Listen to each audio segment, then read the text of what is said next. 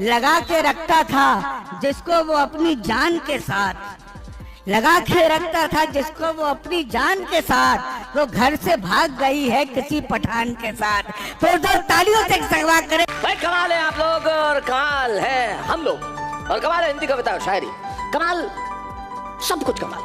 क्योंकि देखिए जिंदगी में आपको रोने के 1000 बहाने और कारण मिल जाएंगे, लेकिन मुस्कुराने के सबब बड़े कम हुआ करते हैं। और जब मुस्कुराने का सबब कोई मिल जाए तो फिर उसे छोड़ना नहीं चाहिए। तो किसी ने बहुत ठीक कहा, अगर आप रोएंगे तो दुनिया के किसी भी कपड़े के मिल में ऐसा रुमाल नहीं मिला जो आपके आंसू पहुंच सके। अगर आप हंसेंगे तो साथ वाला भी हंसेगा, साथ वाला हंसेगा तो उसके साथ वाला भी हंसेगा।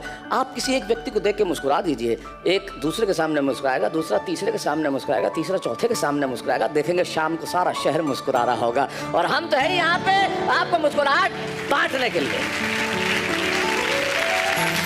लेकिन जिंदगी में मुस्कुराहट का क्या है? मुस्कुराहट तो कहीं भी हो जाती है। कई लोग ऐसे होते हैं जो फिजूल में ही मुस्कुराते हैं, उनकी शक्ल ही ऐसी होती है। कई लोग ऐसे होते हैं जिन्हें लोग देख के मुस्कुराते हैं, उनकी भी शक्ल ऐसी ही होती है। अब क्या किया जाए? लेकिन कई लोग जो मुस्कुराने के कारण दे देते हैं। जैसे एक आया पी के घर से, hello darling, I love you darling, I love you. दूसरे ना, मैं जान मोहब्बत करता हूँ मैं तुझसे। तीसरे ना, चुड़ैल दरवाजा खोल।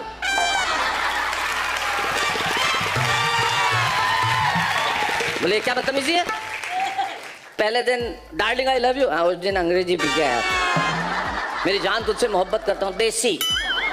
तो आज चुड़ैल, आज सादे में हूँ, नशा नहीं है मुझे इसलिए सच बोल रहा हूँ। ऐसे लोग तर्क बड़े गजब के देते हैं।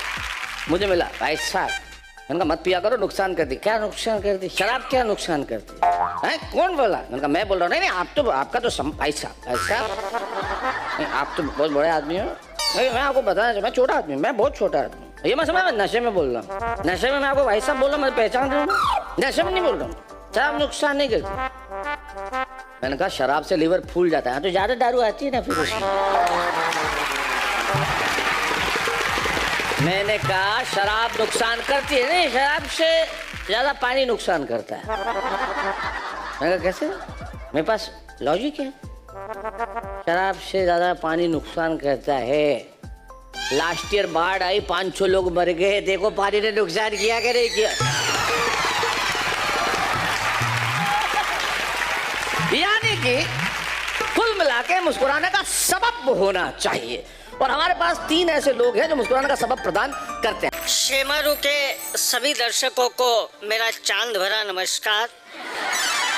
बहुत अच्छे। हालांकि भाई साहब इससे फायदे भी हैं। बहुत फायदे हैं बेटा। घर में अगर झगड़ा होता है तो अब पत्नी मेरे बाल पकड़ के खींच नहीं सकती। अच्छा आप सब भी देख रहे हैं, मैं वहाँ बैठा था, निधि जी पास में बैठी थी, तो ऐसा लगा कि जैसे कि ताजमहल के पास खंडहर वीरान आ गया। ताजमहल के पास खंडहर वीरान आ गया। हम दोनों को साथ में देख लो तो ऐसा लगे कि मनाली के पास रेगिस्तान आ गया। वाह वाह। पर बेटा लड़कियों की जुल्फ देख के इतना भावुक मत हो। ऐसा भावुक होने की आवश्यकता नहीं है ना? हो सकता है उन्होंने अरमानों की कश्ती यूं ही जगा रखी हो, और तू जुल्फ देख रहा है, पर हो सकता है उसने विग लगा रखी हो, तो नहीं पता चलता। अच्छा मेरी तो स्थिति भाई साहब ये क्यों हुई वो बताता हूँ। मेरी एक पुरानी सहेली कॉलेज के टाइम पे घर आई। अच्छा। मुझसे बोली कि तुम आज भी कितने स्मार्ट लगते हो, तुम्हारी ये घनी जुल्फे कहे ढा रही है। पर ये बात मेरी पत्नी को बिल्कुल नहीं भा रही है। मेरी पत्नी बोली उस चुड़ैल की तमन्ना पूरी नहीं होने दूंगी, उस चुड़ैल की तमन्ना पूरी नहीं होने दूंगी। ये कहकर उसने मेरा ये हाल बना दिया, एक उस्तरा फिरवाया और मुझे साकाल बना दिया।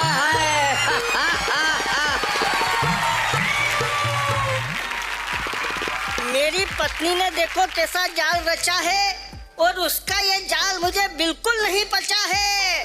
वो तो इन मूंछों ने थोड़ी सी इज्जत बचा रखी है, वरना गोडाउन तो लूट गया है, बस ये शोरूम बचा है।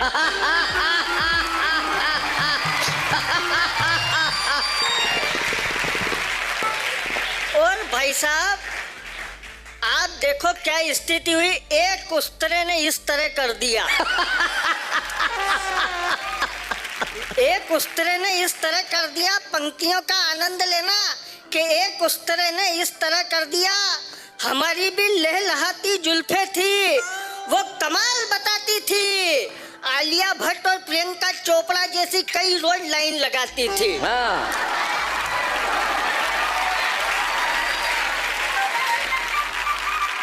कई रोज लाइन लगाती थी, पर एक उस्तरा क्या फिरा, हम और हमारे अरमान ढेर हो गए। हम थे तो रणवीर कपूर, पर 5 मिनट में अनुपम खेर हो गए। बहुत बढ़िया अतुल, बहुत अच्छे। और हम तो क्या हास्य व्यंग के कवि हैं। एक व्यंग का आनंद लीजिएगा सुनाओ। कि मैं एक मेरे मित्र के घर गया भाई साहब, तो उसके घर पर बोर्ड लगा, कुत्ते से सावधान। घर के अंदर जैसे ही गया तो वहाँ कोई कुत्ता नहीं। अच्छा। मैंने मकान मालिक से पूछा, मैंने कहा भाई साहब बोर्ड इतना बड़ा लगा रखा है और कुत्ता तो है ही नहीं, अब उसका जवाब सुनना और आनंद लेना। उसने कहा कि भाई साहब आपका सवाल आपकी ही तरह बेहद खूबसूरत है, जब हम स्वयं यहाँ मौजूद हैं। क्या जरूरत है, वाह वाह वाह। तो फिर कुत्ते की क्या जरूरत है। और जमाने में जितनी अच्छाई है, सारी अच्छाई हमारे अंदर है।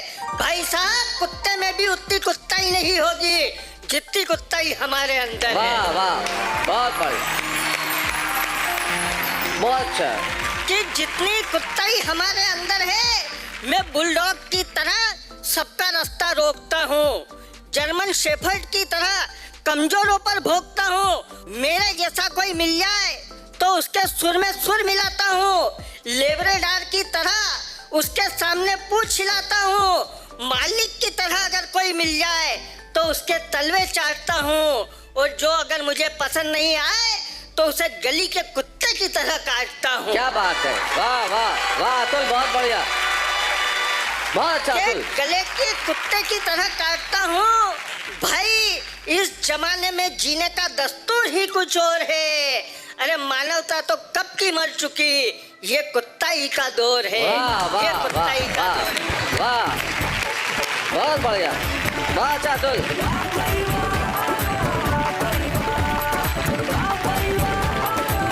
बहुत बढ़िया, एक अच्छी व्यंग रचना तुमने सुनाई। और जो हिंदी भाषा को तुमने नया शब्द दिया कुत्ताई, उसके लिए हिंदी भाषा तुम्हारी सदैव ऋणी रहेगी। हमारे बहुत प्रसिद्ध कवि, मेरे बहुत अच्छे मित्र हुआ करते थे, स्वर्गीय प्रदीप चौबे, जो हास्य के बड़े कमाल के कवि थे। वो क्या बात कहते थे, उनका हमने एक कुत्ता पाला। मिस्टर चौबी इसी तरह सुनाते थे, मैं और वो एक दूसरे को मिस्टर चौबी कहा करते थे। तो हमने घर में कुत्ता पाला और एक बोर्ड लगा डाला, उस पर लिखा मोटे कुत्ते से सावधान। एक आदमी आया, उसने घंटी बजाई, जैसे ही हमने दरवाजा खोला और वो बोला आप ही हैं क्या।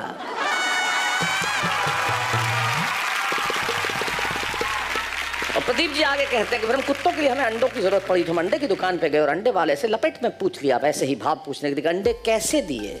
वो बोले आप भाव पूछ रहे हो या तरीका। बोले तरीके का क्या मैं करूंगा, तू तो भाव ही बता। और मैंने वैसे ही उससे पूछा तुम रोज अंडे देते हो यहाँ पे, कि नहीं नहीं मैं तो स्कूल जाता हूँ, कभी कभी देता हूँ, सुबह मेरे पिताजी देते हैं और शाम को बहन आती है, कभी कभी वो भी दे देती है। तो ये कमाल है साहब, व्यंग से हास्य की यात्रा किस तरह से की जाए, हास्य से व्यंग के धरातल पर पहुंचकर सोच के स्तर पर कैसे छोड़ा जाए, यही कविता का कर्म है। लेकिन उसके पहले एक ऐसे स्वर को सुनेंगे जो पहली बार वाह भाई वाह के मंच पे आई, और मुझे पूरी उम्मीद है कि जब वो सुनाएंगी आप उसे याद रखें।